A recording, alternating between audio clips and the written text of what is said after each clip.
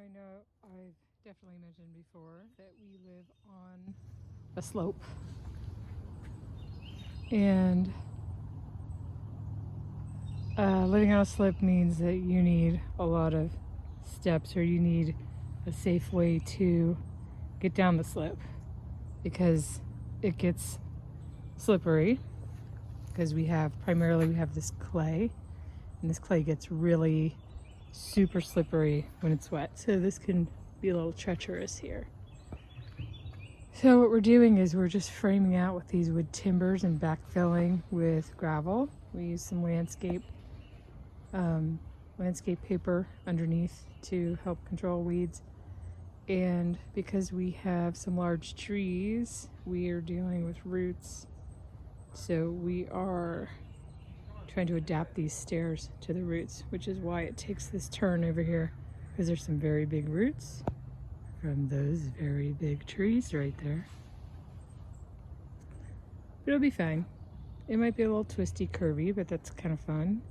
And we just don't want to damage the roots. Furthermore, we put this one gabion in here to help with the water that would be coming down this way. And so every time I walk down here, I grab a bucket full of bricks from the top of the property, because that's the only way to get them down here. Yay, bricks. I feel like I'm crooked here. Hold it. Like I'm on one of those horses from when you were a kid. Yeah, so I have a little time down here in between turning over. We have an Airbnb here, so I'm kind of turning that over and coming down here while the laundry's going. And so I'm going to do a few things down here. We didn't get our electric fence up yet because we had to adapt our plan.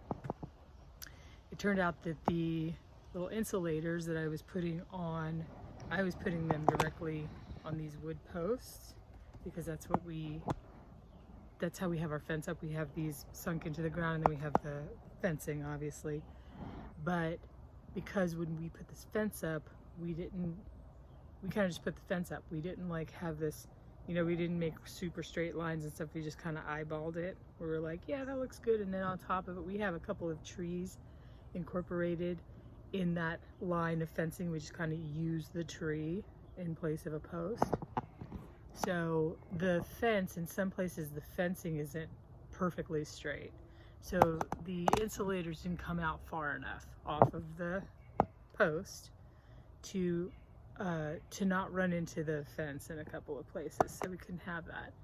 So I went out and I bought some T-posts, and I put them off of the post, probably about 4 or 5 inches away from the post. And then I have other insulators that go on those, and then anyway, you get the idea. So I had to adapt my plan, and you guys, I pounded 20 T-posts into the ground the other day, and my abs were so sore. Because if you don't know how you get a T-post in the ground, it's a heavy piece. I don't have it down here with me, I just show it to you. Basically it's a cylinder, and it has 2 handles on each side. And you put the cylinder over the top of the T-post, and you pull it down and you ram it into the ground like this. So when you're pulling it down, you're using all of your stomach muscles. So yeah, so I'm gonna wait another day. I have like 4 more to put in, but I'm gonna go ahead and wire up the one side, put the adapters on, and then go ahead and wire it up. My mole did not disappear. I guess hunger and food trumps smells that they don't like. So he just kept coming in. So I got these, which are solar powered, and they're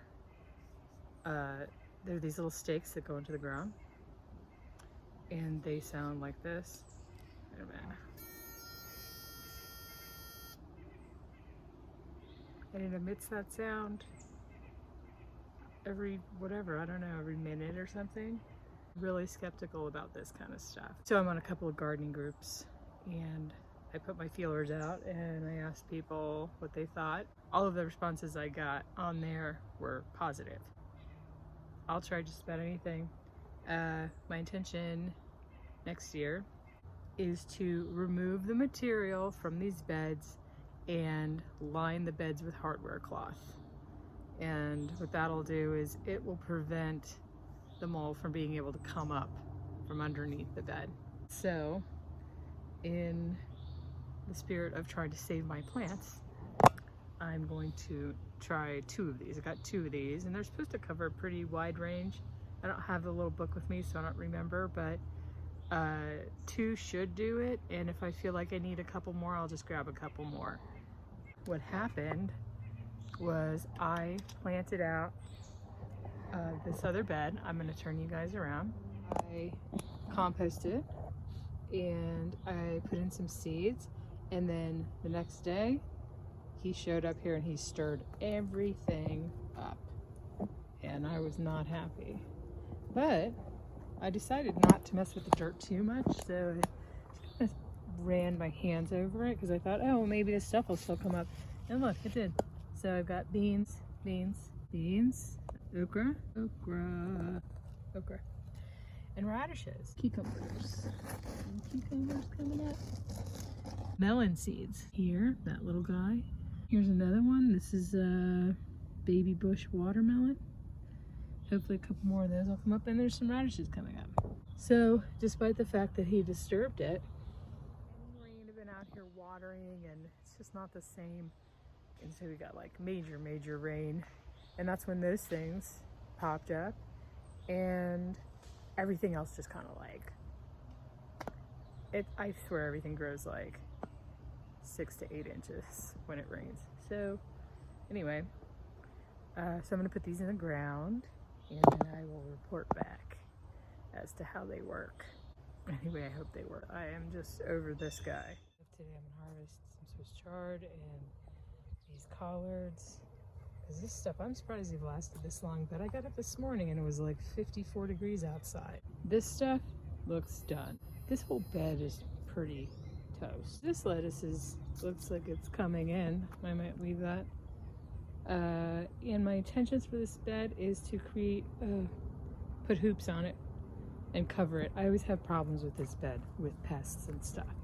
But it's a good bed for lettuce. These are long beans. These are those crazy long, 12-inch long beans. They might not be getting all the sun they need over here. Not looking great, but definitely standing up taller. Flowers, and cucumbers,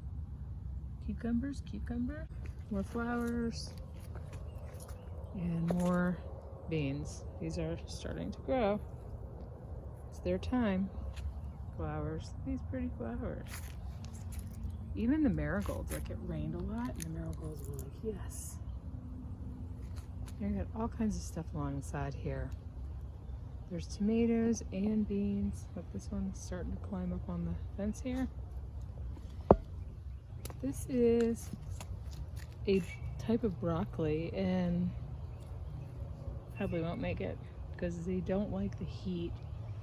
But I'm just gonna leave it there for right now. More tomato plants. I had extra tomato plants. I was like, I'm just gonna put them anywhere. See how they do. More flowers. And another tomato plant. And this one actually has little babies. Little babies. Here. Wait, let's see the babies. See the babies here? Yeah. Cukes. These guys are really growing for it.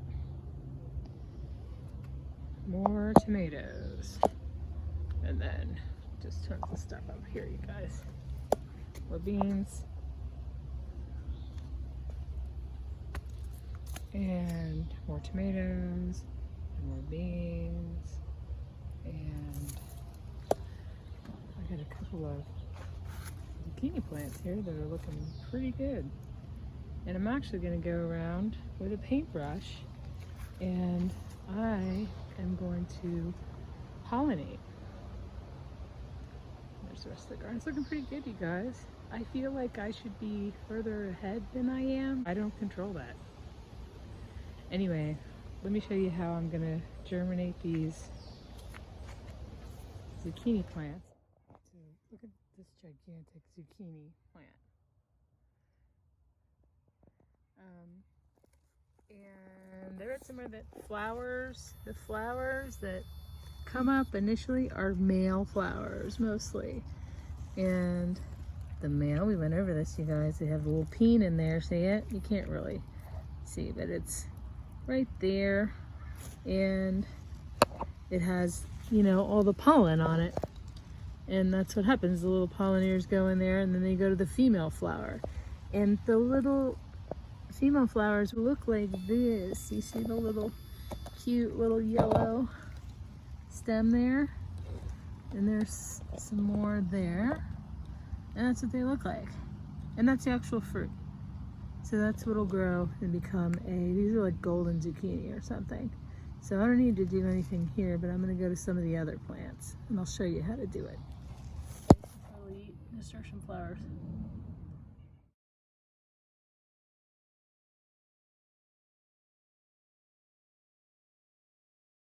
This is all because of the rain that we got.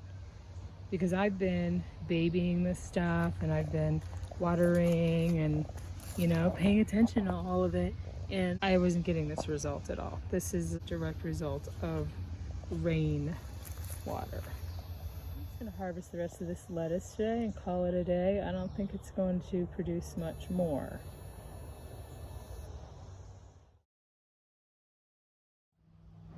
Okay guys, that's about it for today. Well, for this video. I'm going to be doing a lot more things today. I got my lunch together and I pulled my lettuce plants. Most of them. I have some over here that might happen still.